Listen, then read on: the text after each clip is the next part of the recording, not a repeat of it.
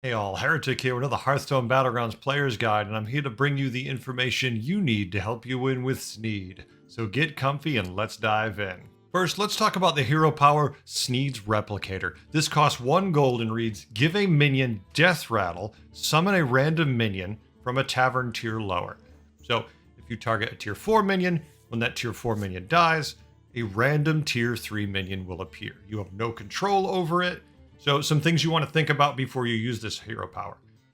Does it already have a death rattle? Is there room for the death rattle I'm putting on it to appear and another death rattle? Because it's going to give them their normal death rattle first, then it's going to give them the additional one you give them.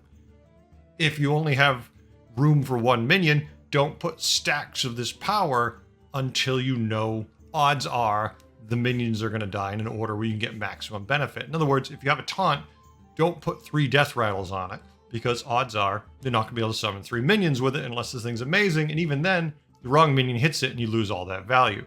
So you want to spread this hero power out as much as you can across your board, that way you get the maximum value.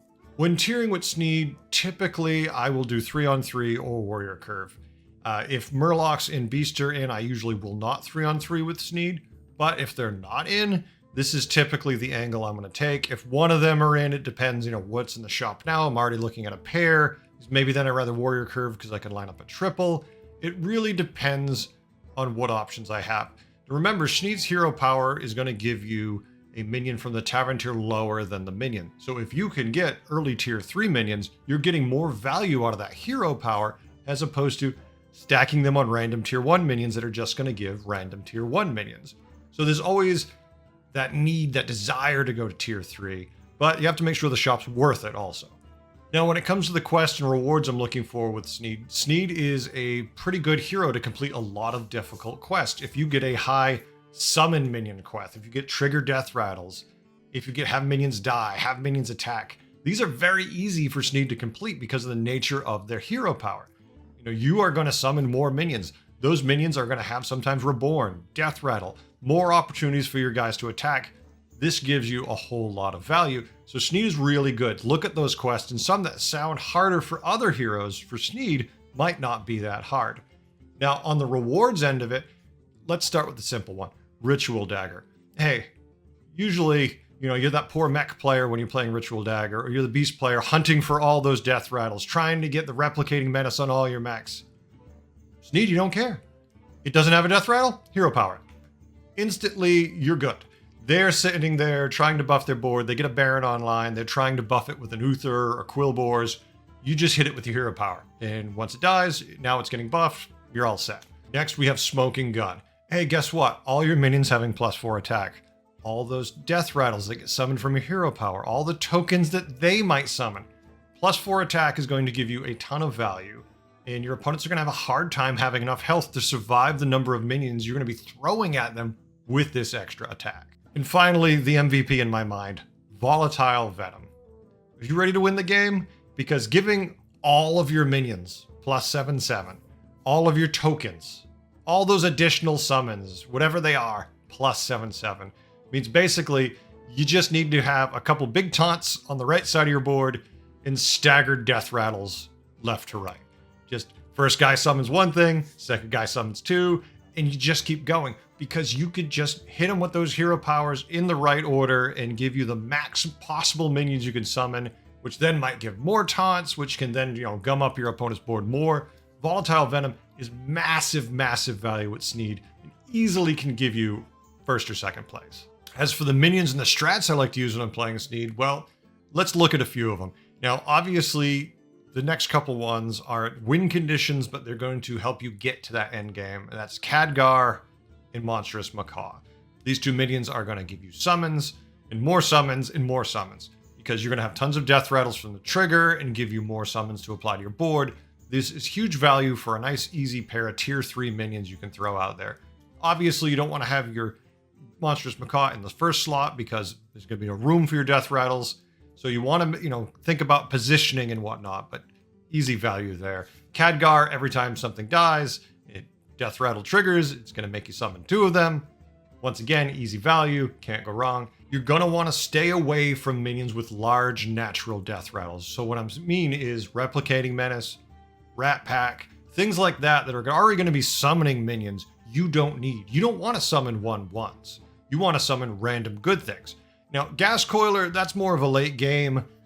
It depends on your board situation, but that's a more meaningful death rattle. I'm talking about death rattles that only summon 1/1s or 2/3s, things that are impactful in the early game, but to the mid to late game with your hero power are really going to mess up the board, and you don't want to have them on the board just taking up space. You want to have meaningful minions death. Now, while not win conditions themselves, something you want to consider as you're rolling through the lobby, Pale Scale Crocolisk, Bird Buddy. Yes, you need to have a beast on the board for them to buff other themselves, but you're also going to pop up random ones all the time. You start getting a lot of death rattles, these can do a lot for you. Mechanotank, sit that thing out there and just let it take pot shots at the enemy. You're going to be summoning a ton of minions. Well, every 2 that die, tank's going to take a shot. You triple that tank, and all of a sudden that could be a win condition for you, depending on, the tribes in your lobby. Now let's look at the Avenge minions, because obviously if you're summoning tons of minions in addition to what you already have on the board, these minions are going to really take advantage of that. Dazzling Lightspawn, Impatient Doomsayer, Pashmar the Vengeful, Tony Two Tusk. Depending what you're going for, I mean, Tony means you probably are looking for make gold pirates. That can work. Typically not a huge Sneed thing. It can be if you get lucky and you find a couple of hoggers with a Tony. Yeah, go nuts. But otherwise, Doomsayer is going to just basically give you tons of free minions. Pashmar is going to give you tons of buffs for your board, and Lightspawn is going to make your elementals massive.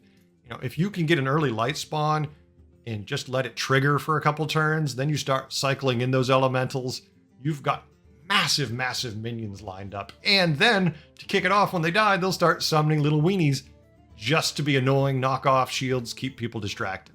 Towards the later end of the game, you want to be looking for Baron Rivendare, because you're going to start getting some more meaningful death rattles, in addition to your just natural hero power ones.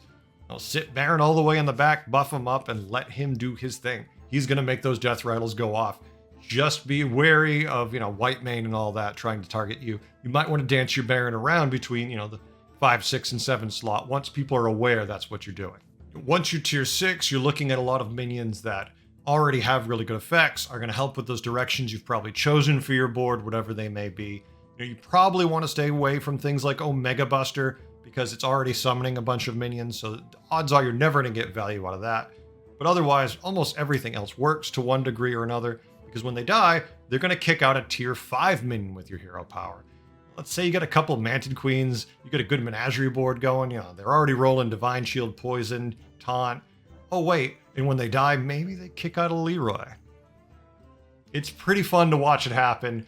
It's utterly random, so you have no control over it. Some days they're going to give you nothing, and other days they are going to win you the game.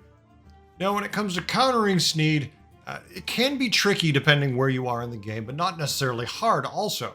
So in the early game, Sneed's going to be kicking out little random minions that will not affect the game too much, but will make some differences. And as they get higher tier, they're going to be summoning better and better minions. But when you get really late, you start getting turn 18. If the game's running silly late, they're not getting much value. If they hit their tier 6 Manted Queen with 5 hero powers, odds are it's not going to ever have room to summon those things. So their hero power value starts to fall off if the game gets crazy late. Unlike some heroes that snowball, Sneed eventually hits a point where it's kind of redundant. It doesn't super matter how many times he can hit it. If he can hit it with 100 hero powers, there's never going to be room for it, so who really cares? Basically counter their board as they normally would. Sneeds typically will go to one of the Avenge routes. They're going to have giant elementals, they're going to have beasts, they're going to have mechanotanks just watching random minions pop out and shooting you. So counter those boards as you normally would. White Mane is a really good way to counter these boards, because you can find those key minions they need, set it up right there, target them, and take them out before they get tons of real value out of them. Overall, I really enjoy playing Sneed. There's something about the silly, random nature of minions popping out left and right where your opponent has no idea what your board's going to do, and sometimes either do you. It's just completely nuts. If you don't play Sneed very often, maybe you never have, what you really need to ask yourself is, do you hate or do you love the Gas Coiler? Because basically, this is a board of Gas Coilers. It even could be Gas Coilers, who knows, it's neat. So you really have to ask yourself, do you like that level of RNG? The thing about it is, with a couple of the right minions, little knowledge, good positioning, you can really make all that RNG lean in your favor. Sneed can definitely win you some games, and you can have a lot of fun just laughing constantly as weird minions pop out that you should never see while you're playing. Stay tuned, I have more guides on the way. I hope you learned a few things today and had a good time. I know I did. Thanks for watching. Bye.